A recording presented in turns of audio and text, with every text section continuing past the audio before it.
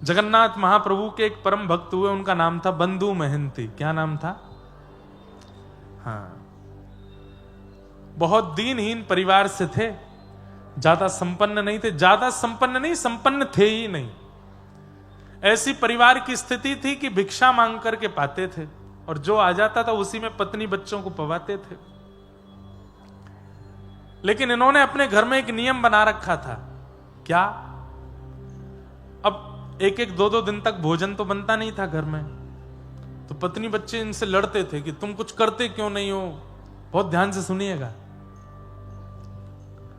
तुम कुछ करते क्यों नहीं हो, तुम्हारे पास कोई काम क्यों नहीं है, तुम कहीं से भोजन की व्यवस्था क्यों नहीं करके लाते। तो बंधु महंती जी अपने घर वालों से बोलते, आएगा, मैं एक काम करता हूं, मुझे एक नौकरी मिली हुई है। बोले क्या नौकरी है? बोले एक व्यक्ति ने मुझसे कहा है हमारे परिवार के नाम से तुम और तुम्हारा पूरा परिवार घर पे बैठ के कीर्तन किया करे तो हम तुम्हारे घर भोजन भिजवा दिया करेंगे। तो अपनी पत्नी बच्चों से बोले कीर्तन करो, कीर्तन करो जितना हो सके। एक दिन हो जाता, रात्रि तक भोजन की व्यवस्था नहीं होती, तो पत्नी बच्चे कहते भोजन तो आया नहीं। बोले कि सेठ जी प्रसन्न नहीं है कीर्तन से, इसलिए नहीं दे रहे भोजन, और करो। तो बच्चे भोजन के लोभ में खूब जोर जोर से मंजीरा बजा बजा के कीर्तन करते थे, और इतने में ही 2-4 दिन में किसी की दया आ जाती, किसी को वो थोड़ा बहुत राशन दे जाता, और देखा कल तुमने कीर्तन बढ़िया किया, सेठ जी ने प्रसाद भिजवा दिया, पाओ अब इसको। बच्चे लोग पाते, आराम करते, पत्नी भी प्रसन्न हो जाती। फिर भूख लगती तो कहते भजन करो, भजन करोगे तभी आएगा। तो भजन का लोभ दे करके पत्नी बच्चों से भोजन का लोभ दे के भजन करवाते थे। बंधुओं, जिनके घर में बच्चे या फिर संबंधी जन ठाकुर जी का स्मरण नहीं करते, उनको ऐसे बहाने ढूंढने चाहिए भजन करवाने के। हम कह रहे हैं झूठ बोल के ही सही, कह दो उसको। बोले सुन, तू चाहता है ना कि तेरा ब्याह उससे हो जाए? बोले हाँ चाहता तू। एक ज्योतिषी जी ने बताया। बोले क्या? बोले दोनों भुजा उठा के उछल उछल के हरि नाम संकीर्तन करेगा तब तेरा ब्याह होगा। मांस मच्छी छोड़ देगा, भगवान का नाम जब शुरू कर देगा, सिर पर ब्रह्म तिलक धारण करेगा, ठाकुर जी का चंदन लगाएगा, तो उससे ब्याह होगा। भैया भक्तमाल जी साक्षी हैं इस बात की कि प्रारंभ में नाटक किया था, लेकिन कुछ समय बाद वो असलियत में परिवर्तित हो गया, ठाकुर जी ने उसको स्वीकार कर लिया। एक बात तो बताना ही भूल गया, आज श्री भक्तमाल जी के रचनाकार श्री नाभाजी का भी जन्मोत्सव है, उनका भी प्राकट्य दिवस है। श्री नाभा गोस्वामी जी, जिन्होंने भक्तमाल जी की रचना अपनी गुरु आज्ञा से की। तो अगर घर परिवार खानदान में मित्र में कोई व्यक्ति अगर भजन साधन से दूर है, तो भले झूठ बोल के सही, किसी बात से डरा धमका करके सही, अगर भजन करवाना हो तो करवा लिया कीजिए। राजी राजी करे तो अच्छा, नहीं डरा के करवाओ, कैसे भी करवाओ। भैया बहुत खतरनाक समय आने वाला है, और आप लोग जिस बंगाल की भूमि में रहते हैं, कई बार कमल जहां खिलते हैं आसपास कीचड़ ही होती है। भले ही नाम का प्रचार इसी भूमि से हुआ है, पूरे विश्व को नाम गाना बंगाल ने सिखाया है, पर कभी कभी बंगाल की स्थिति देख करके बहुत पीड़ा होती है चित्त में। आज भी चैतन्य महाप्रभु की भूमि, आज भी नाम भगवान की भूमि, आज भी गंगा मैया की समुद्र में प्रविष्ट होने वाली गंगा सागर की भूमि, आज भी श्री हमारे भागवत के कपिल देव भगवान की भूमि गौ मांस और गौ रक्त से आज भी रंगित है। ये बहुत बड़ा दुर्भाग्य है। इसलिए आप जिस क्षेत्र में रहते हैं वहां पर अधर्म की श्रेणी भी बहुत ऊंची जा रही है। इसलिए हमारी प्रार्थना है, अभी अपने नेत्रों के आगे दिखने वाले जितने लोग हैं उनका कल्याण खुद का भी कर लो, उनका भी करवा दो, क्योंकि आपके बाद का जो समय है वो बहुत खतरनाक होने वाला है, इससे भी ज्यादा भयावह होने वाला है। हम अपना बुढ़ापा हमारा बुढ़ापा अच्छा नहीं होगा, मतलब अच्छा मतलब वैसे तो कथाएं तो करते रहेंगे, नाम जप आदि तो करते रहेंगे, पर बुढ़ापा अच्छा नहीं मतलब माहौल बहुत खराब हो चुका होगा संसार का। इसलिए अभी जितना हो सके भजन कर लो, नाम कर लो, ठाकुर जी का ध्यान कर लो। तो बंधु महंती जी अपने घर के सदस्यों से झूठ बोल करके, बहाना करवा करके भजन करवाते थे। सब लोग ध्यान से सुनना। पर एक दिन ठाकुर जी ने इनकी ऐसी परीक्षा ली, 1 दिन 2 दिन 4 दिन 5 दिन 10 दिन 15 दिन हो गए, कोई अन्न नहीं आया। बच्चे बोले, पिताजी ऐसे कैसे सेठ जी हमारे, मंजीरा बजा बजा के हाथ में घाव हो गए, हम सो नहीं रहे और वो हमारे कीर्तन से प्रसन्न नहीं हो रहे। तब बंधु महंती जी ने एक बात और बोल दी। अब इसको झूठ, मेरे को झूठ शब्द प्रयोग करना अच्छा नहीं लग रहा, ये झूठ नहीं है। जिस बात से या जिस साधन से व्यक्ति भजन में लग रहा हो वो झूठ कैसे हो सकता। तो बंधु महंती जी ने एक नई बात बोली, बोले कि सुनो, बहुत हो गई इस सेठ के यहां, हमने बहुत काम कर लिया, बहुत कीर्तन कर करके देख लिया, अब इसके यहां कीर्तन नहीं करेंगे। तो पत्नी बोली, फिर हमारा भोजन पानी कैसे चलेगा।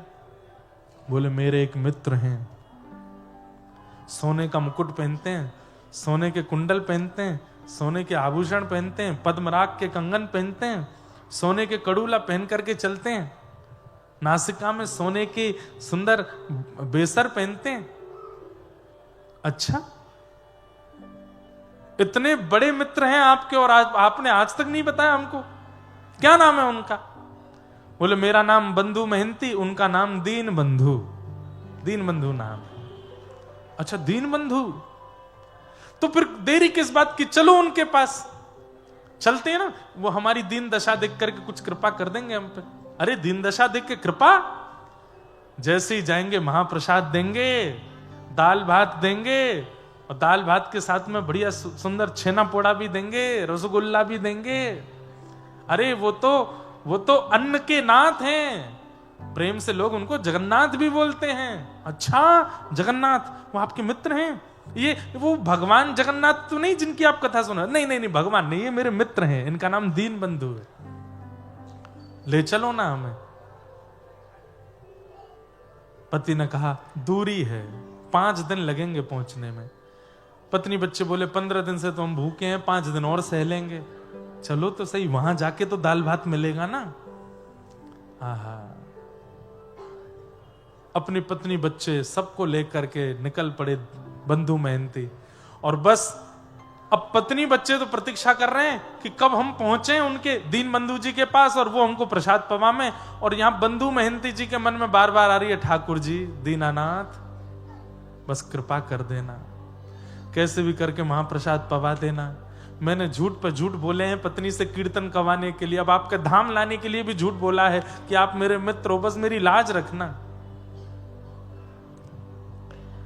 5 दिन बाद जैसे ही पहुंचे जगन्नाथपुरी, आहा, नील चक्र विराजमान, और नील चक्र के ऊपर जब ध्वजा लहराती हुई देखी बंधु महंती जी ने, देवी देखो देखो वो नील चक्र दिख रहा है। बोले, हाँ हाँ दिख रहा है, उसी के नीचे ही बैठते मेरे मित्र दीन बंधु। अब तो पत्नी बच्चों में इतनी, मतलब जैसे मानो प्रसाद पाने की ऐसी उत्कंठा उत्पन्न हो गई, दौड़ने लगे, भागने लगे, जल्दी चलो, देरी मत करो, पहुंचे हम, तुम्हारे मित्र प्रसाद पवा देंगे। सब लोग इधर देखो,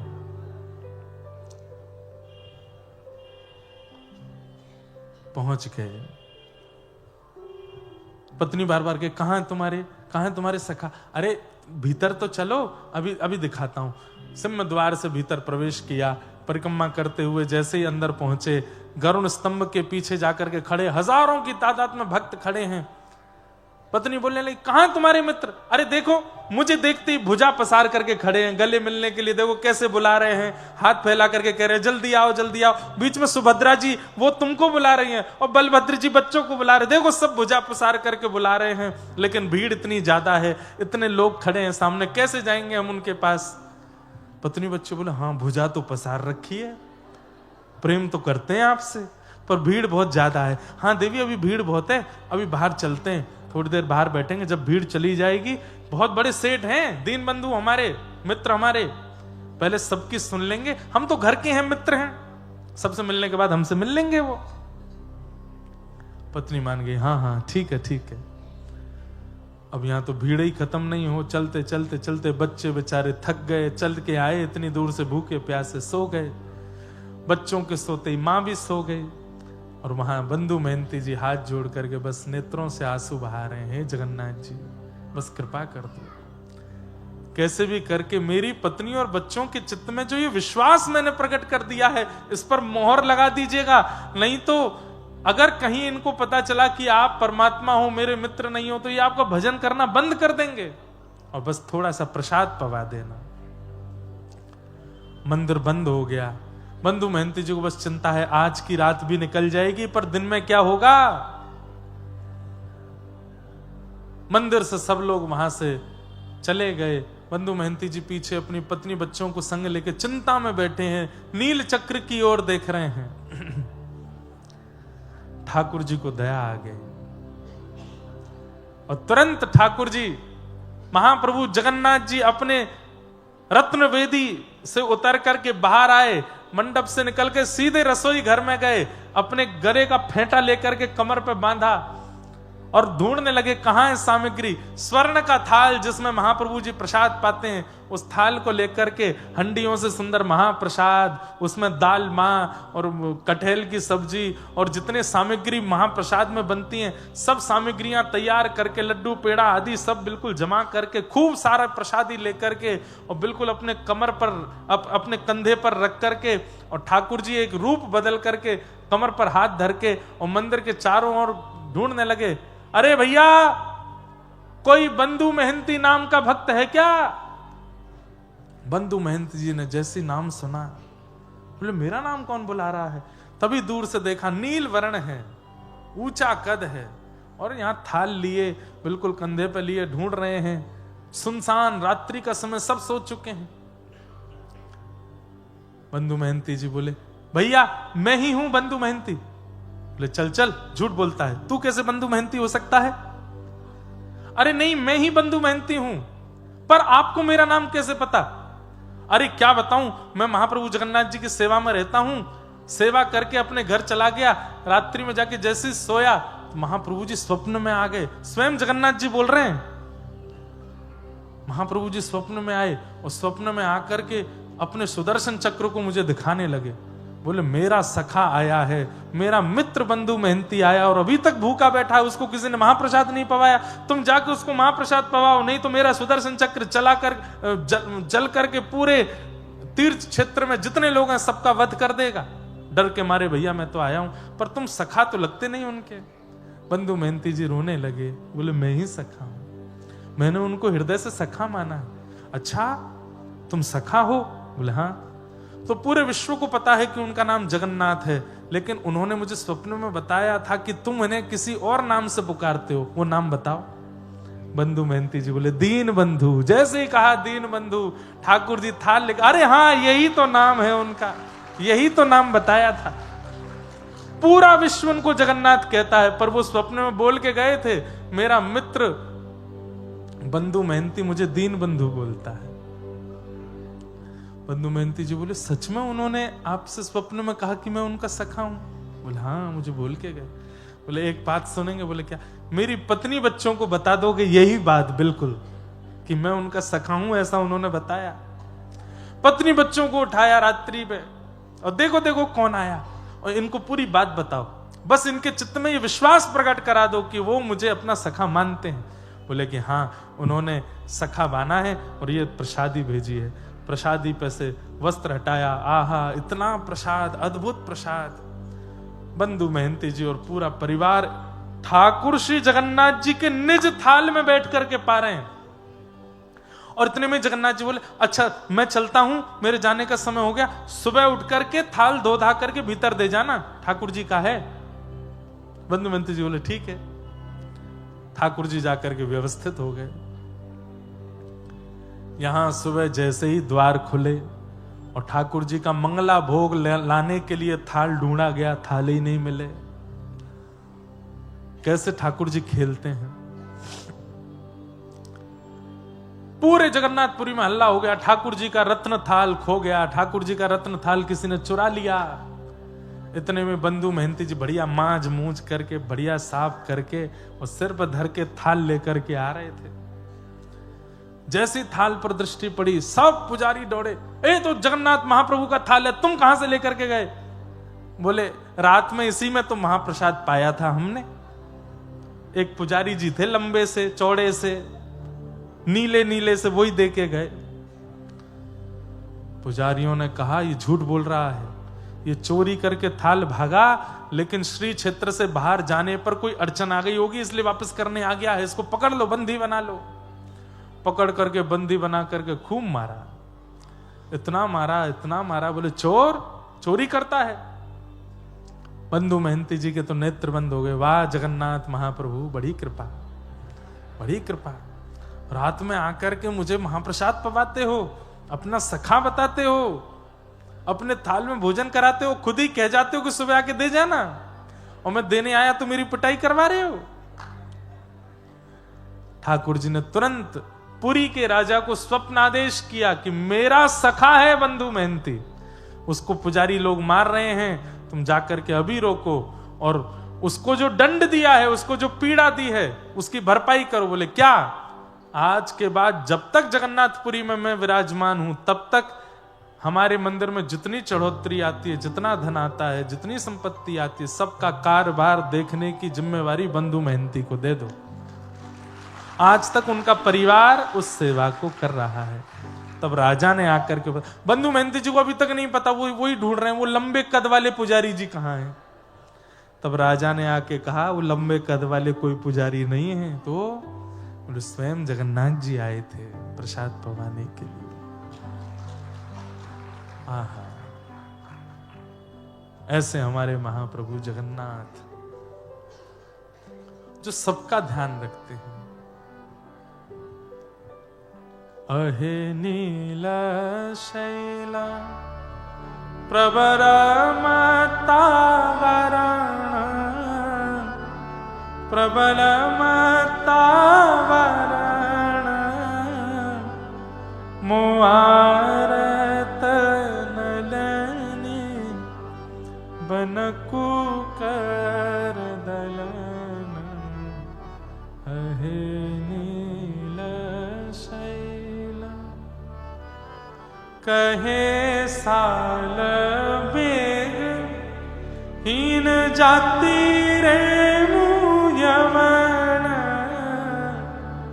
कहे साल बेग हीन जाति रे मुजवन श्रीरंगा चरण तल करु अपन अहे नीला शैला। ऐसे महाप्रभु जगन्नाथ, श्री जगन्नाथ महाप्रभु चैतन्य है भगवान। उनको धातु में या जड़ वस्तु में आप मत देखिए, वो सर्वत्र हैं, विद्यमान हैं। बस आपके प्रेम भाव से उनको एक बार पुकार लिया जाए, वो प्रकट होने को तैयार है। वो सत्य हैं, वो चैतन्य हैं और वो आनंद है। अब आप लोग यहां बैठे हो, हम तो यहां 4 सवा 4 बजे आए, लोग बाग 3 बजे से बैठे हैं 2 बजे से 11 बजे से। कई लोग यहां बैठे हैं सुबह 10 बजे से, 9 बजे से, 8 बजे से। सब लोग प्रतीक्षा करके आए, पर 8 बजे आए, 10 बजे आए, 12 बजे आए, पर अपना फोन निकाल के एक बार सेल्फी लो अपनी, कितने प्रसन्न हो आप। इतनी प्रतीक्षा अगर किसी और व्यवहार में की होती तो आप इतने प्रसन्न नहीं होते। यहां इतने प्रसन्न क्यों हो? क्योंकि ये वस्तु प्रसन्नता नहीं, सुख नहीं, ये आनंद दे रही है। ये आनंद है और यही आनंद श्री कृष्ण है।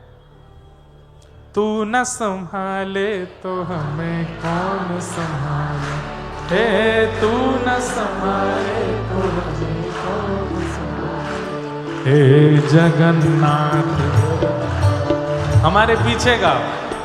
ये भाई ये कलकत्ता वाले बेताल होते हैं तो समझ में नहीं आती बात। संगीत के भी बड़े बड़े मूर्धन्य यहाँ हुए हैं, ताल में गाओ। जगन्नाथ चक्का नैन, जगन्नाथ चक्का नैन, नीलाचल वारे तू न संभाले तो हमें कौन संभाले हो। तू न संभाले तो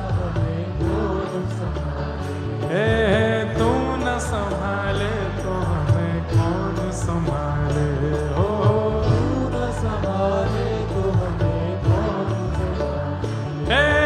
जगन्नाथ चक्का नैन, हे जगन्नाथ हे चक्का नैन, ओ नीलाचल वारे तू न संभाले तो हमें कौन संभाले हो।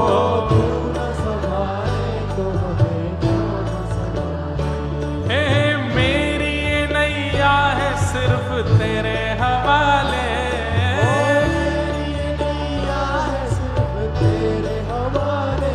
ओ मेरी नैया है सिर्फ तेरे हवाले।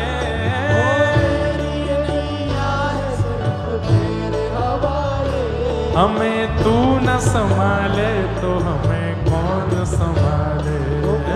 तू न संभाले तो हमें कौन संभाले। हाँ तू न संभाले तो हमें कौन संभाले। ओ तू न संभाले तो हमें कौन संभाले। हे जगन्नाथ हे जगन्नाथ हे चक्का नैन, चक्का नैन, हे जगन्नाथ जगन्नाथ चक्का नैन, हे चक्का नैन, नीलाचल वारे तू न संभाले तो हमें कौन संभाले। हे तू न संभाले। श्री जगन्नाथ महाप्रभु की।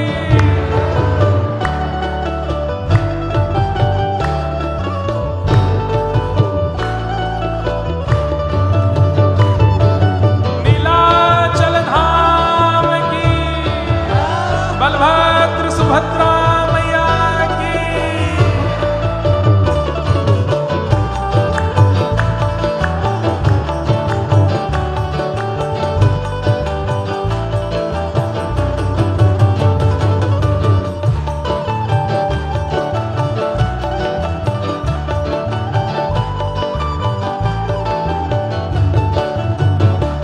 भैया आजकल छोटे छोटे बच्चे, बड़े बूढ़े, मध्य के सब ये गाना गा रहे हैं पूरे भारत में। हमें मन में एक भाव आता है, लोग बाग कभी कभी बंबई वाले लोगों से बहुत इन्फ्लुएंस होते। बंबई वाले लोग समझ रहे हो, बड़े बड़े एक्टरों से, बड़े बड़े फिल्म सितारों से, और उनसे इन्फ्लुएंस होके उनकी तरह बाल रखेंगे, उनकी तरह खुले हुए कपड़े, फटी हुई जीन्स पहनते हैं। अरे उन लोगों से इन्फ्लुएंस होने से अच्छा जगन्नाथ जी से इन्फ्लुएंस हो रहे हैं। आज भारत के बच्चे बच्चे जगन्नाथ बन रहे हैं। श्री जगन्नाथ जी का रूप, अरे कम से कम इतनी देर जब बोलते हैं और जब मुद्रा बनाते हैं उतनी देर के लिए चित्त में महाप्रभु प्रकट हो जाते हैं। जगन्नाथ जगन्नाथ चक्का नैन, हे चक्का नैन, नीलाचल वारे तू न संभाले तो हमें कौन संभाले। तू न संभाले तो हमारे पूज्य श्री राधा कृष्ण महाराज जी नानी बाई को मायरो ठाकुर जी की मधुर मधुर कथा कहकर के जिन्होंने हमें भी उत्सव करना सिखाया, वो गाते हैं। जगन्नाथ स्वामी मेरे नैनों के तारे, जगन्नाथ स्वामी मेरे नैनों के तारे, हे जगन्नाथ स्वामी मेरे नैनों के तारे,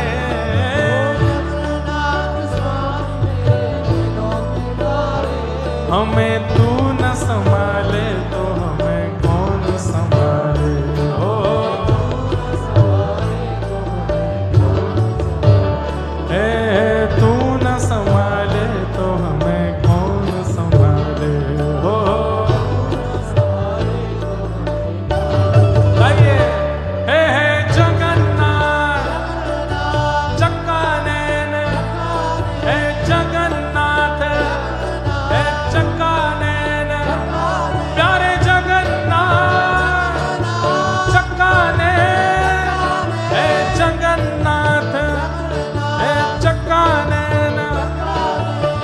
नीलाचल वारे तू न संभाले तो मैं कौन संभाले, तू न संभाले तो मैं कौन। और ये पंक्ति तो पूरे यहाँ से पूरी ज्यादा दूर नहीं, एक रात का रास्ता है?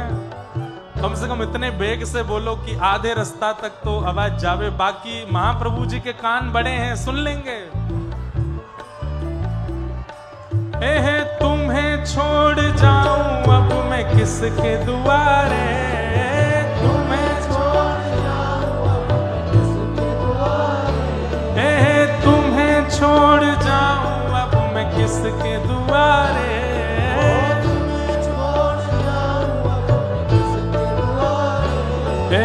मेरे सगरे काज स्वामी आप संभाले हो, मेरे सगरे काज स्वामी आप संभाले, हाँ मेरे सगरे काज स्वामी आप संभाले हो।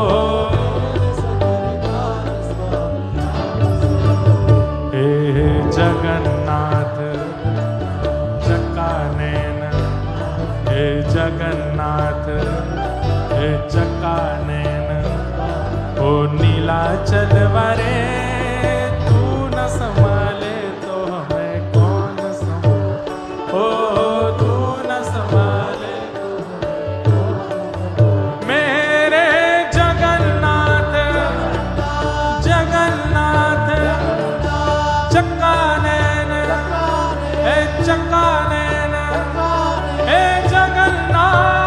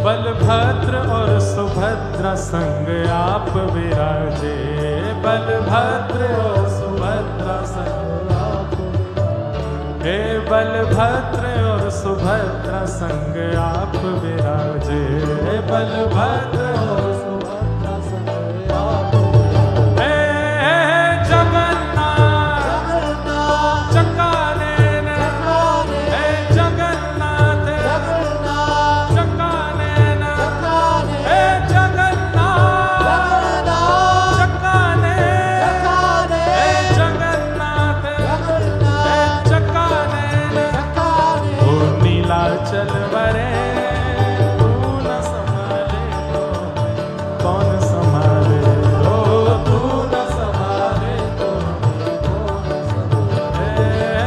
तू न संभाले तो मैं कौन संभाले, ओ तू न संभाले तो कौन संभाले। श्री जगन्नाथ महाप्रभु की जय।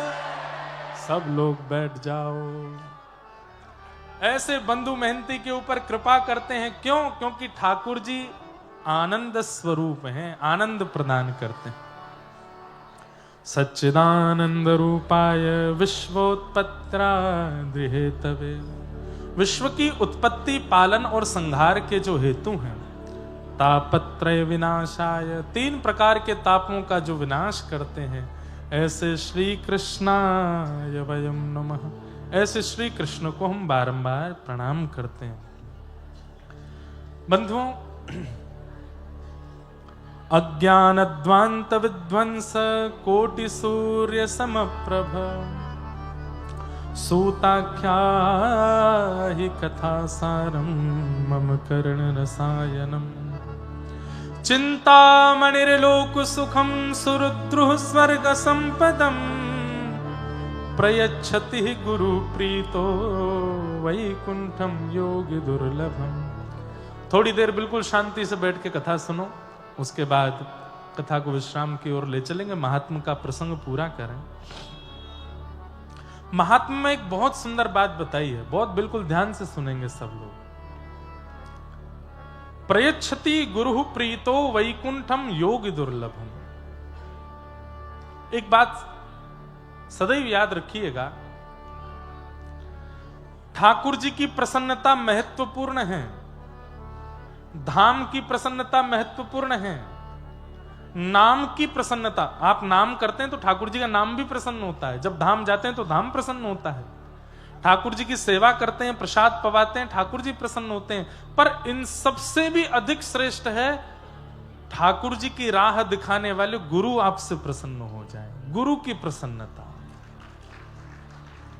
बुरा नहीं मानिएगा, गुरु यदि प्रसन्न नहीं है तो ठाकुर जी कैसे प्रसन्न होंगे?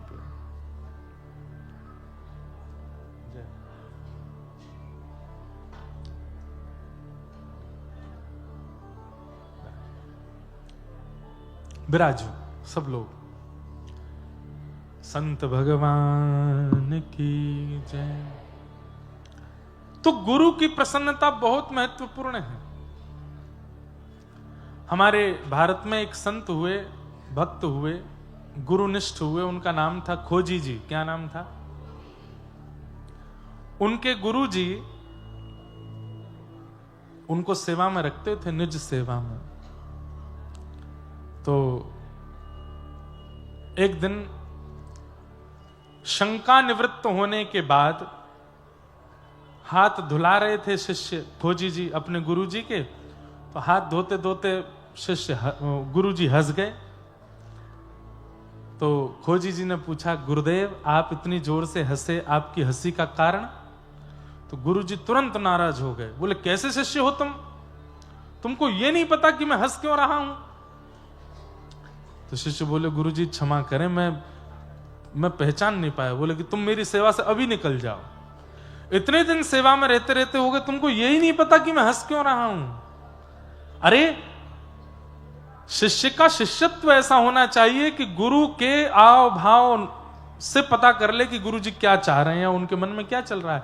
अब हम आप सब लोग तो इतनी बड़ी परंपरा गुरु निष्ठता में हम लोग तो नहीं है, पर फिर भी एक प्रसंग सुना रहा हूं कि गुरु की प्रसन्नता से क्या होता है। तुम्हें यह नहीं पता कि मैं हंस क्यों रहा हूं? निकल जाओ सेवा से। और जब तक इसका उत्तर ना मिल जाए कि मैं क्यों हंसा था, आना नहीं लौट के। अब बेचारे खोजी जी जगह जगह जामे, संत जनों के पास जाकर के कहें, मेरे गुरु जी क्यों हंसे, मुझे बताओ। संत बोले, हमें क्या पता तुम्हारे गुरु जी क्यों हंसे। कई संतों से बेचारे हाथ पांव जोड़ करके खूब दान दक्षिणा भी दे देते, प्रसन्न कर दे। संत बोले, बोलो तो सही क्या बात है, तुम पीछे पड़े। बोले, मेरे गुरुजी हंस गए थे एक बार, वो क्यों हंसे थे ये बता दो। कोई नहीं बता पाया। तब एक दिन आप एक वृक्ष के नीचे बैठ करके और बिल्कुल व्याकुल हृदय से रोने लगे और बस पूछने लगे, प्रकृति मुझे जवाब दो, मुझे गुरुजी ने दूर कर दिया सेवा से, वो हंसे क्यों थे। तब परम भागवत श्री कबीरदास जी प्रकट हो गए और बोले, रोते क्यों हो? मैं बताता हूं। बोले, क्यों हंसे? बोले, तुम्हारे गुरुजी इसलिए हंसे कि जब लघु शंका के बाद वो हाथ धो रहे थे, उसी समय पीपल के वृक्ष का एक बीज वहां गिरा हुआ था और हाथ धोने पर वो जल जो था वो पीपल के उस बीज को बहा के ले गया। तो गुरुजी हंसने लगे, बोले, वारे बीज, तू ही अगर भूमि के अंदर प्रविष्ट हो गया होता, वृक्ष बन गया होता, तो तुझे नारायण मान करके पूरी दुनिया पूज रही होती। लेकिन तू केवल बीज मान करके संसारी विषय में ऊपर उठा हुआ है, इसलिए आज तेरी गति देख, केवल एक सामान्य से लघु शंका के जल में तू बह करके जा रहा है। संसार के लोगों पर हंसते हुए तुम्हारे गुरुदेव कह रहे थे कि जो अनेक बीजों को जन्म और अनेक लोगों को छाया प्रदान करने वाला वृक्ष बन जाता है, वो नारायण के समान पूजने लगता है। लेकिन जो वृक्ष से विहीन होकर के केवल बीज बन के पृथ्वी पर गिर जाता है, वो एक दिन किसी इसी प्रकार के मलमूत्र के जल में बह जाता है। संसार का जीव क्या है? वो विषय आसक्त है। अब ये बहुत समझने वाली बात, उसको ये चिंता नहीं है कि 7:30 बजे कथा पूरी हो जाएगी, 7 बजे महाराज जी चले, उसको ये चिंता है 7 बजे पूरी हो जाएगी, उसके बाद मुझे संदेश खाने वहां जाना है, मेरी जीव को संदेश की इच्छा हो रही है, मुझे उसको खिलाना है, विषय भोग की इच्छा। उसे ये चिंता नहीं है कि आज रात मेरा भोजन होगा कि नहीं, उसे ये चिंता है कि मेरे नेत्रों को उसको देखने की इच्छा है, वो मुझे दिखेगा कि नहीं या दिखेगी कि नहीं। उसे यह चिंता नहीं है कि रात्रि में सर्दी होगी या गर्मी होगी, मैं क्या ओढ़ूंगा क्या पहनूंगा। उसे यह चिंता है कि मेरे त्वचा को इस स्पर्श की आवश्यकता, ये स्पर्श उसको मिलेगा कि नहीं। मैं बहुत ढक करके बोल रहा हूं बातें। विषय भोग की आश में पूरी दुनिया दौड़ रही है। जो स्थिर होकर के एक वृक्ष बनकर के खड़ा हो जाता है, जैसे साधु स्वामी विवेकानंद, वो वृक्ष हैं, क्योंकि आज तक उनकी छाया में कितने लोग आनंदित हो रहे हैं, आज तक उनके द्वारा प्रकट किए गए फलों को कितने लोग चाख रहे हैं। वो वृक्ष हैं। हम आप सब वृक्ष नहीं, हम बीज हैं। वृक्ष बनने की सामर्थ्य हम में है, पर विषय भोग में हमारी इतनी इच्छा है कि हम संसार के विषय भोग रूपी उस जल में बहते जा रहे हैं। कबीरदास जी ने प्रकट हो गया, इसलिए तुम्हारे गुरु जी हंस रहे थे। खोजी जी बोले, इतनी गहरी सोच मेरे गुरु जी की। वो सामान्य हाथ धोते हुए बीज बह गया तो इस पर इतना गहरा चिंतन कर लिया। तुरंत जाकर के गुरुजी से उन्होंने कहा, गुरुजी आप इतने साल पहले इस बात पर इसलिए हंसे थे। गुरुजी ने कहा, मेरा शिष्य हृदय से लगा लिया। बोले, अब तुझे परमात्मा से मिलने से कोई न रोक सकता। क्यों? क्योंकि मैं तुझसे रीझ गया। भले ही मुझे परमात्मा नहीं मिले, पर मेरी प्रसन्नता से तुझे परमात्मा जरूर मिलेंगे। ये गुरु में सामर्थ्य है बंधुओं। गुरु यदि प्रसन्न है, आचार्य यदि प्रसन्न है, साधु यदि प्रसन्न है, और एक बात कह दूं, हरि कथा सुनने वाले, हरि चिंतन करने वाले, हरि सेवा करने वाले वैष्णव आपसे यदि प्रसन्न है, तो ठाकुर जी आपसे अति प्रसन्न हो जाएंगे। वो यदि आपसे प्रसन्न है तो आप में योग्यता नहीं ठाकुर जी को प्रसन्न करने की। अब यहां इतनी संख्या में लोग आए, इतनी संख्या में वैष्णव अगर मुझसे प्रसन्न हो गए, मेरे कथा सुनाने के भाव से आनंदित हो गए, तो आप सबकी प्रसन्नता जगन्नाथ जी को प्रसन्न कर देगी। जगन्नाथ जी को, लाला बहुत बढ़िया, तू ऐसे ही सबन को प्रसन्न करे कर। आपकी प्रसन्नता ठाकुर जी की प्रसन्नता से ज्यादा आवश्यक है मेरे लिए, और आप लोगों के लिए गुरु की प्रसन्नता। हम भले ही यहां से नीचे आपके गुरु नहीं है, पर जितनी देर यहां बैठे उतनी देर आपके गुरु हैं, और उतनी देर आपको वो विचार करना चाहिए कि ये प्रसन्न रहें। कथा में सोए ना, कथा में हल्ला ना करें, कथा में कुछ पिए ना, कुछ खाएं ना, किसी को परेशान ना करें, शांति बना करके रखें, ताकि ये प्रसन्न होकर के कथा सुनाएं। तो ऐसी कथा सुना देंगे कि 7 दिन में हमको भले ही ठाकुर जी का अनुभव नहीं हो, आपको हो जाएगा। हम प्रसन्न हो गए तो, और हम नहीं, व्यास मंच पर सुशोभित होने वाला, व्यास गद्दी पर बैठने वाला कोई भी वक्ता यदि गुरु रूप में अगर आपने उससे मान के उसको प्रसन्न कर दे, उसकी प्रसन्नता दक्षिणा से नहीं है। और दक्षिणा से प्रसन्न होने वाले अगर कोई गुरु जी हो तो वो हम नहीं है। हमारे सामने आप बैग भर के धर दो, ले जाओ महाराज जी हमको इतने दिन कथा, हम नहीं सुनाएंगे। हम आपको अपनी वास्तविकता बता रहे हैं। जब से लोग बाग बहुत ज्यादा आने लगे कथा में, तब से लोग ये प्रलोभ भी हमको देने लगे हैं, इतना ये ऐसे ये वाला सुना दो, ऐसा कर दो, यहां एक दिन के लिए आ जाओ, इतना दे देंगे। प्रसन्नता हमारी केवल इसमें है कि आप प्रसन्न होकर के, भावना में युक्त होकर के, भक्ति भाव से युक्त होकर के बस झूम करके कथा सुनो और भगवत अनुभव कर लो। आज के 8वें दिन की मैं गारंटी नहीं लेता, उस दिन आपको अनुभव होगा कि नहीं, पर इन 7 दिन में अनुभव हो जाएगा। ये भागवत जी के मंच की हम गारंटी ले सकते हैं कि इसकी गारंटी है कि 7 दिन में आपको अनुभव हो जाएगा। प्रयच्छति गुरु प्रीतो वैकुंठम योग दुर्लभम। बड़े बड़े योगियों को दुर्लभ, जो वैकुंठनाथ हैं, वो प्रसन्नता गुरु की प्रसन्नता से प्राप्त हो जाते हैं। 88,000 सोनकादि ऋषियों ने सूत जी महाराज से प्रश्न किया, कलिकाल में मानव कल्याण कैसे हो, इसका कोई रास्ता बताइए। तब सूत जी महाराज ने कहा, कालव्याल मुखग्रास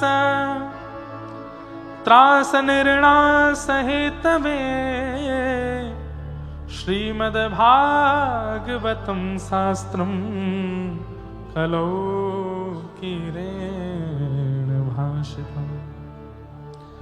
इस कलिकाल में व्यक्ति समय रूपी व्याल के मुंह में बैठा है। व्याल कहते हैं सर्प को। समय व्याल है, सर्प है, और उसके मुख में हम आप सब लोग ग्रास बने बैठे हैं। जैसे ही मुख बंद करेगा हम सबकी मृत्यु निश्चित है, कभी भी हो सकती है। लेकिन मृत्यु हो उससे पहले पहले क्या करें? बोले श्रीमद् भागवतम शास्त्रम कलौ कीरेण भाषितम। यदि भागवत जी का आश्रय लेकर के और भागवत में बताए हुए मार्ग पर वो व्यक्ति कलिकाल में चलने लग जाए तो ये काल रूपी व्याल भी उसका कुछ नहीं बिगाड़ पाएगा। भागवत जी ही एकमात्र ऐसा साधन है जिसके मार्ग पर चल के जहां बताई गई बातों को अनुकरण करके, अनुमोदन करके यदि आप अपना जीवन जीने लग जाओ तो इस कलिकाल में भी भगवत प्राप्ति संभव है। आपको हजारों प्रकल्प बताए जाएं, प्रयास बताए जाएं ठाकुर जी की प्राप्ति के, लेकिन वो श्रीमद् भागवत से अलग हैं, रामचरित्र मानस से अलग हैं, वाल्मीकि रामायण से अलग हैं, हमारे धर्म शास्त्रों से अलग हैं, तो उनके माध्यम से भगवत प्राप्ति निश्चित नहीं है। पर भागवत जी में बताई गई मार्ग, अच्छा इसके पीछे भी एक कारण है, बहुत ध्यान से सुनिएगा। श्रीमद् भागवत के एकादश स्कंद में भगवान कहते हैं, ये वही भगवतः प्रोक्तः उपाया आत्मलब्धये। व्यास मंच पर बैठकर के व्यास जी भागवत जी के जो मार्ग बता रहे हैं मेरे भक्तों को मेरी प्राप्ति के लिए, उस पर जब आप चलने लगते हो तो ठाकुर जी की जिम्मेवारी बन जाती है कि वो आपको मिलें। क्यों? क्योंकि ये मार्ग ठाकुर जी ने ही बनाया है। इस मार्ग का निर्माण ठाकुर जी ने ही किया है। ठाकुर जी वहां स्पष्ट कहते हैं, अंजह पुंसाम विदुषाम वृद्धिम भागवतान हितान। यदि मेरे बताए गए मार्ग पर व्यक्ति चलने लगे, आंख बंद करके भी चलने लगे, तो उसे मेरी प्राप्ति निश्चित होगी। तब किसी ने कहा, यदि आपके बताए गए मार्ग पर चलते चलते कोई गिर गया तो? बोले जब गिरेगा तो गिर करके भी, जब गिरेगा तो उसे उठाने के लिए भी मैं ही जाऊंगा, क्योंकि वो मेरे मार्ग पर चल रहा है। समझ में आई बात की? ऐसे ही पड़ ताली बजा दी है। जैसे आप लोग एक्सप्रेस वे पे जाते हैं तो एक्सप्रेस वे पे जगह जगह टोल नंबर लिखे रहते हैं, टोल फ्री नंबर, और वहां बार बार आपसे कहा जाता है कि भैया पहली बात तो 100 से ऊपर गाड़ी मत चलाना, और बाय चांस चलाओ भी और कहीं दुर्घटनाग्रस्त हो जाओ तो ये नंबर सेव रखना, इस पर तुरंत कॉल करना, तो इमरजेंसी कार आकर के आपको तुरंत सहायता करके लेके जाएगी। ये उनकी जिम्मेवारी है। वो पहले आपको सावधान करेंगे कि इस मार्ग में इन बातों का सावधान, इन बातों की सावधानी। देखो बाहर से मैं भी डिस्टर्ब हो रहा हूं, पर मैं कथा कह रहा हूं ना, आप लोग भी सुनो, मत देखो बार बार, बहुत बढ़िया चल रहा है, मन चलने दो। एक्सप्रेसवे वालों की जिम्मेवारी है कि वहां आई हुई प्रत्येक गाड़ी सही सलामत वहां से नीचे उतरे, अपने गंतव्य पर पहुंचे। बीच में अगर वो दुर्घटनाग्रस्त होती है तो एक्सप्रेसवे के कार्यकर्ता और वहां की गाड़ियों की जिम्मेवारी बनती है कि आपको सही सलामत निकाल करके हॉस्पिटल आदि वो जो भी है लेके जाएं। हम कह रहे हैं दुर्घटना ना भी हो, पंचर हो जाए, तो भी एक्सप्रेसवे वाले ही आते हैं हवा भरने के लिए, आपकी गाड़ी टो करने के लिए। ठीक वैसे ही ये ठाकुर जी का भक्ति पथ वे है, भक्ति पथ वे है। जब तक इस पे नहीं चलना शुरू करते हैं तब तक ठाकुर जी कहते हैं हमारी कोई जिम्मेवारी, तू चाहे जो कर, चाहे तुम जल तोरई खाओ। जल तोरई जानते हैं? अमी बूझते पारो ना। बंगाल के लोग बताओ, उसको भी जल तोरई बोलते हैं, जल की तोरई है। अब भक्ति पथ वे पर अगर नहीं चल रहे हो, आप चाहे जो खाओ, जो पियो, चाहे जो करो, ठाकुर जी कहते हैं खुद भुगतना, हमसे मत कहना। नरक में सब तुम्हारा हिसाब बराबर होगा, और नरक में होगा बाद में, उससे पहले दुनिया में भी होगा। दुनिया में भी कर्म तुम्हारे आएंगे। लेकिन जब भक्ति पथ पर आप चलने लगते हैं, भक्ति पथ वे पर आप चलने लगते हैं, तो ठाकुर जी की जिम्मेवारी बन जाती है कि आप गिरो ना, और कहीं गिरो तो संभालने के लिए ठाकुर जी ही आएंगे, ठाकुर जी उठाने आएंगे। बस टोल फ्री नंबर अपने पास में रखना। टोल फ्री नंबर बहुत सारे हैं। ओम नमो भगवते वासुदेवाय एक टोल फ्री नंबर, हरे कृष्ण कृष्ण कृष्ण हरे हरे, हरे राम राम राम हरे हरे। दूसरा toll free number, Radhe Krishna Krishna Krishna Radhe Radhe, Radhe Shyam Shyam Shyam Radhe Radhe. तीसरा टोल फ्री नंबर। चौथा, जय जय राधा रमण हरि बोल, जय जय राधा रमण। पांचवा टोल फ्री नंबर। और छठवा टोल फ्री नंबर, जय जय राधा वल्लभ श्री हरिवंश, जय जय श्री वृंदावन श्री वनचंद। छठवा toll free number, Shriman Narayan Narayan Narayan. सातवां टोल फ्री नंबर, मैया तेरे पांव पड़ूं एक बार हरि बोल, भैया तेरे पांव पड़ूं एक बार हरि बोल हरि हरि हरि बोल। आजकल एक नया टोल फ्री नंबर और आया है, जगन्नाथ चका नैन नीला चलवारे तू न समझ। तो ये सारे टोल फ्री नंबर हैं इस भक्ति पथ वे के। अरे संसार के एक्सप्रेस वे में एक ही टोल फ्री नंबर होता है, वो भी इतना बिजी रहता है कि कोई उठाता ही नहीं। यहां तो इतने सारे टोल फ्री नंबर है, किसी को भी लगाते रहो कॉल, कोई तो उठेगा। और जौन सा उठ गया वहीं से भक्ति पथ मार्ग में जहां भी, पहले तो गिरोगे नहीं, और गिर भी गए होंगे तो ठाकुर जी उठाने के लिए साक्षात प्रकट हो जाएंगे। आप कहोगे महाराज जी मन से बात कर रहे हो, ये इसमें कोई सत्यता नहीं। ठाकुर जी स्वयं नवयोगेश्वर संवाद प्रारंभ होने से पूर्व 10वें स्कंद में प्रमाण रूप से इस बात को कहते हैं कि मैं अपने भक्तों को गिरने नहीं देता। न मे भक्त्या प्रणश्यति, मैं अपने भक्तों का कभी पतन नहीं होने देता। भक्त कौन है? जो भक्ति पथ वे पर चल रहा है। अच्छा, किन भक्तों का पतन नहीं होने देते? जो 3 निष्ठा तो कम से कम रखते हैं। 3 में से एक निष्ठा भी आपके पास है तो भी ठाकुर जी आपका पतन नहीं होने देंगे। 3 निष्ठा। पहली नाम निष्ठा, ठाकुर जी का नाम नित्य गाते हो। दूसरी तुलसी निष्ठा, गले में तुलसी पहनते हो। तीसरी एकादशी निष्ठा। और चौथा स्वरूप निष्ठा, रोज स्वरूप धारण करते हो, तिलक लगाते हो, चंदन लगाते हो, नित्य अपने गुरु के द्वारा प्रदत्त तिलक धारण करते हो, स्वरूप निष्ठा। ये निष्ठाएं।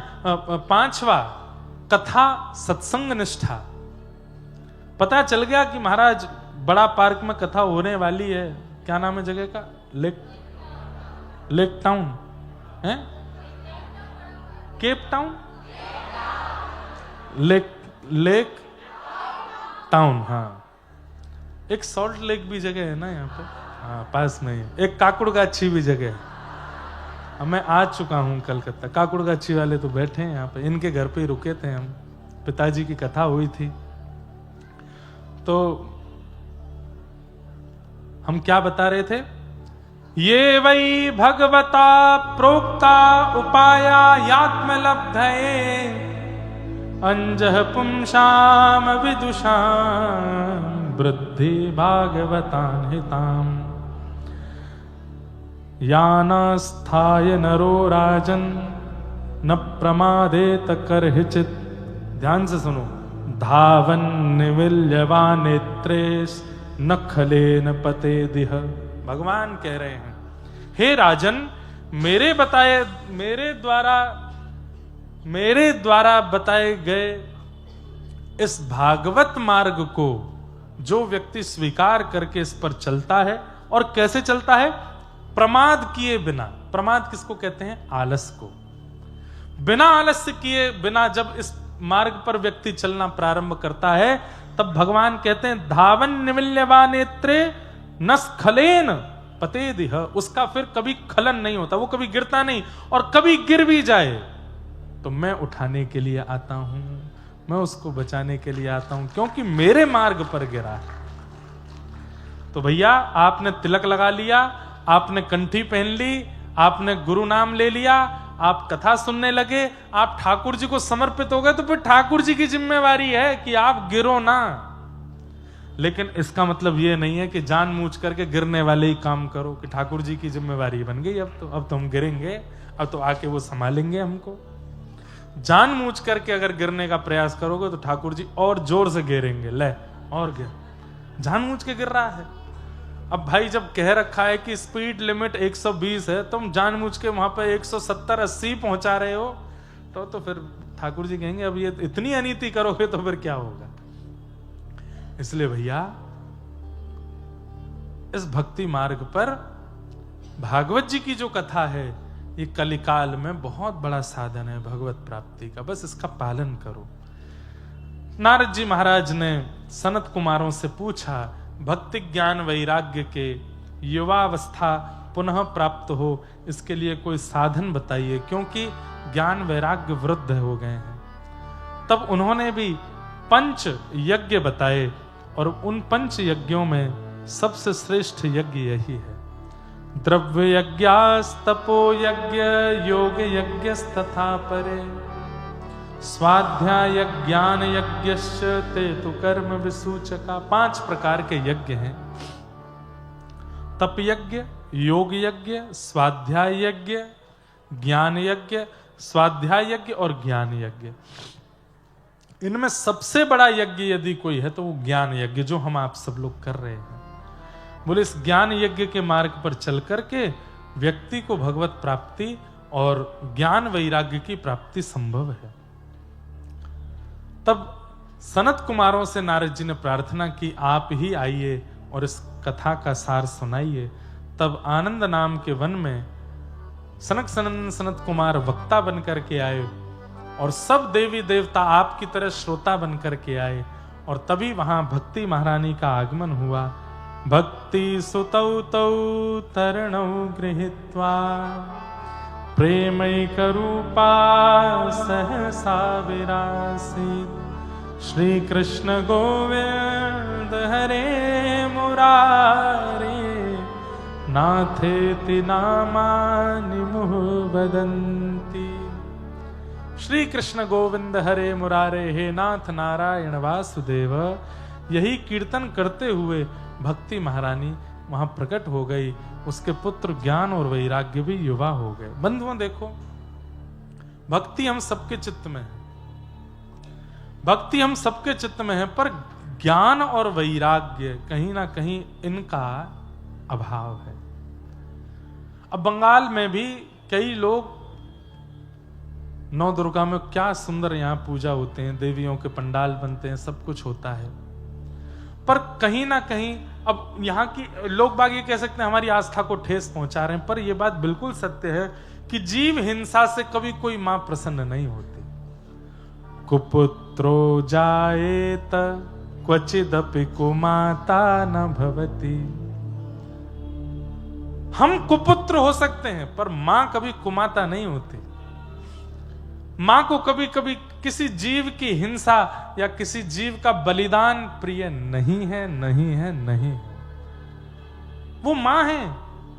अरे किसी देव को सामने भी अगर आप करते हो तो भी एक बार को, वैसे तो स्वीकार वहां भी नहीं है, पर एक बार को यह मान लिया जाएगा, चलो ये तो पुरुष बुद्धि है, इतने ज्यादा निर्मल और इतनी ज्यादा ममता से भरे नहीं होंगे। पर मां,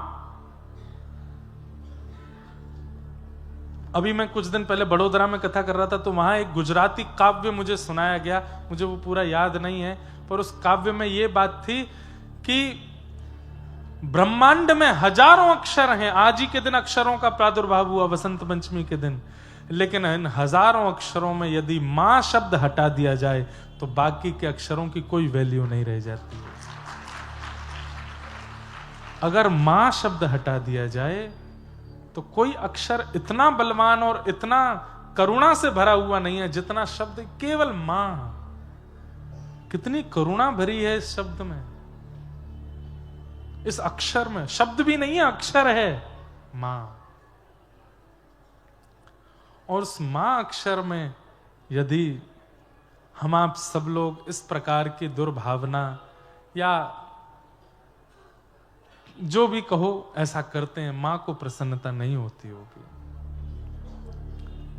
तो भक्ति तो है कि आप मां के सामने जा रहे हो, पंडाल बनवा रहे हो, 9 दिन तक व्रत कर रहे हो, पर ज्ञान और वैराग्य कहीं ना कहीं सूक्ष्म है, इसलिए हिंसा का रूप ले लेते हैं अंत में आते आते। उन ज्ञान और वैराग्य को पुष्ट यदि कोई करता है तो वो श्रीमद् भागवत की कथा करती है। ज्ञान और वैराग्य इतने पुष्ट तो होने चाहिए कि भक्ति की आड़ में हम कहीं कोई अनर्थ ना कर रहे हो, हम कहीं अधर्म ना कर रहे हो। तो ज्ञान और वैराग्य भक्ति से पुष्ट हुए, जैसी कथा में आए पुष्ट हो गए। तीनों की पुष्टता देख करके नारद जी प्रसन्न हो गए। नारद जी ने पूछा, महाराज इस कथा को सुनने से कौन कौन से जीव पवित्र होते हैं? बोले सब पवित्र होते हैं। तो बोले क्या माता पिता के साथ द्रोह करने वाले बालक भी कथा सुनने से पवित्र होते हैं? तब यहां पर गोकर्ण गीता सुनाई गई। एक आत्मदेव नाम के ब्राह्मण थे, उनके संतान नहीं थी। आत्महत्या करने के लिए जाने लगे तो एक संत ने समझाया, बोले कि संतान नहीं है तो अच्छी बात है, ठाकुर जी की कृपा से पति पत्नी हो, दोनों भजन करो, ठाकुर जी ने तुमको और कोई जिम्मेवारी नहीं दी।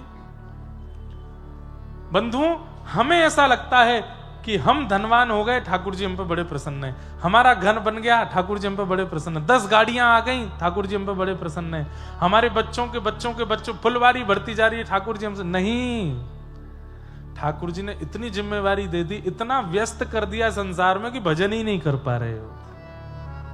इतनी चिंताएं दे दी हैं कि ले इतनो तो पे भार डाल दूंगा तो को लगेगा कि मैं प्रसन्न हूं, लेकिन मैं तो को इतने घेरा में घेर दूंगा कि तुम मुंह को याद ही नहीं कर पाएगा।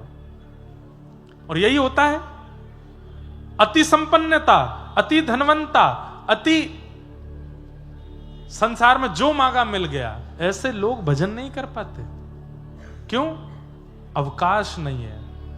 अवकाश तो तब होगा जब सामान कम होगा। इतना सामान लेकर के जीवन की राह पर चलोगे तो फिर अवकाश कैसे मिले?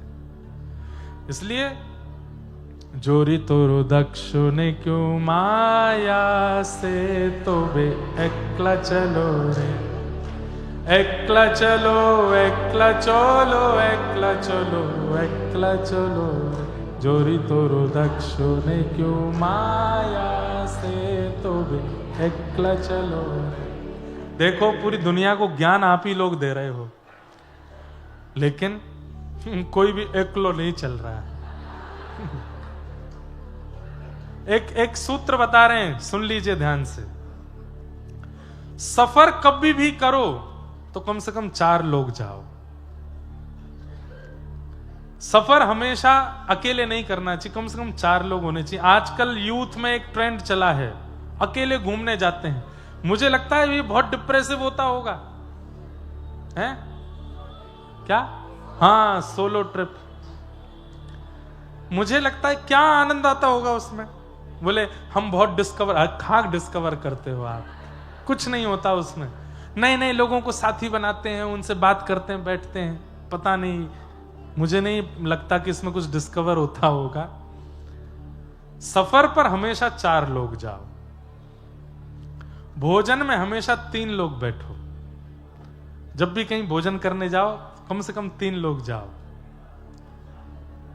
एक व्यक्ति प्रसन्न आए बाद क्या बढ़िया है, दूसरा नाक मुंह ने ये वाला बढ़िया नहीं है, ये मंगाओ, और तीसरे के सीताराम, वो तो जो मजा मंगाते जाओ, खाने से मतलब है उसको।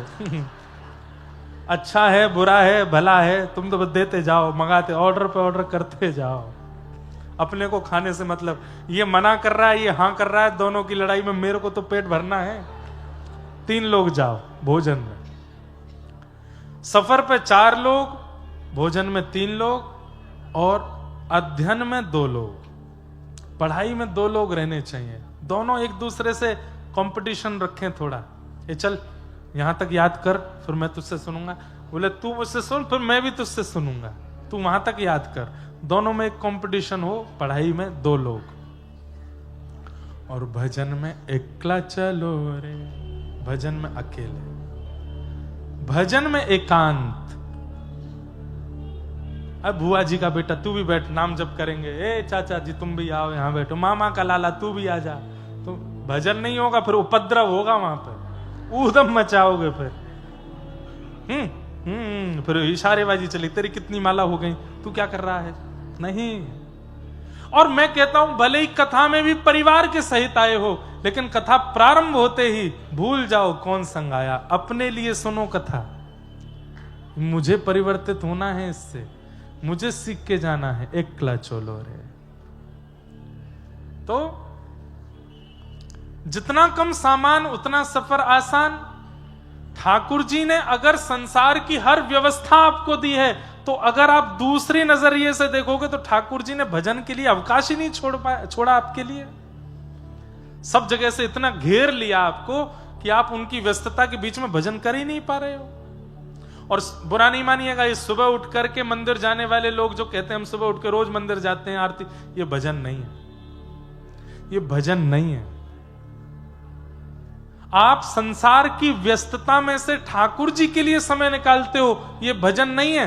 ठाकुर जी में इतने व्यस्त रहते हो कि संसार के लिए समय निकालना पड़ता है, ये भजन कहलाता है। हम तो भैया पूरे दिन ठाकुर जी में ही व्यस्त रहते हैं, ये बात, इसको भजन कहते हैं। कोई कहे हमारे बेटे का जन्मदिन आना, ठीक है बनाता हूं, क्या घर में ही तो, अरे नहीं, सुबह की सेवा, दोपहर में फिर हमारा नाम जप, संध्या में हमारी कथा अध्ययन, रात्रि में फिर प्रवचन सुनना, भाई बहुत व्यस्तता। ठाकुर जी में व्यस्त रहते हैं। अभी हम संसार में व्यस्त हैं और संसार से ठाकुर जी के लिए समय निकालते हैं। भक्ति पथिक ठाकुर जी में व्यस्त रहता है, वो कभी कभी संसार के लिए समय निकालता है। तो अच्छा है कि ठाकुर जी ने भार कम दिया, एकला चलो रे।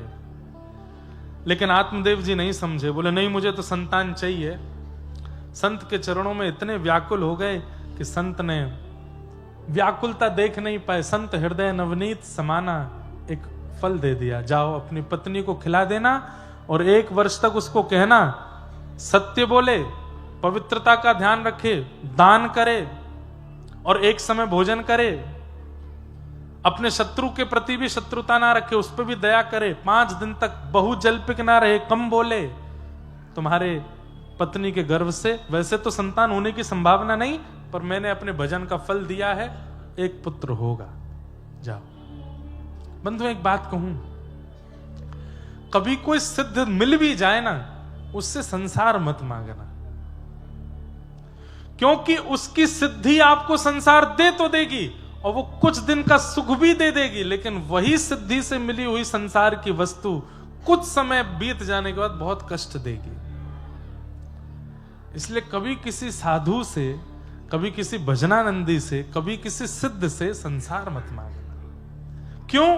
क्योंकि उसने सिद्धि प्राप्त की भजन से, और उसके भजन के बल पर अगर संसार की वस्तु आप मांग लोगे तो कुछ दिन तो सुख मिलेगा, पर वही वस्तु फिर कष्ट देगी कुछ समय बाद।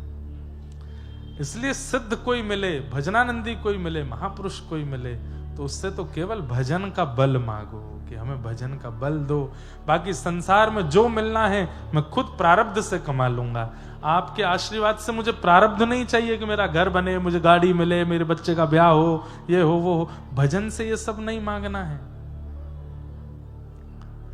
भजन के बदले, सिद्धों के बदले तो ठाकुर जी के भजन का बल मांगो। कभी वृंदावन के रसिकों के पास जाओ तो चरणों में प्रणाम करके केवल यही कहो कि आप कृपा करके जैसे आपका भजन बना वैसे हमारा भी बने, ये कृपा कर दो। हमारे चित्त से कभी ठाकुर जी की विस्मृति ना हो, ये कृपा करो। ऐसे वरदान मांगने चाहिए संतों से, भक्तों से, रसिकों से।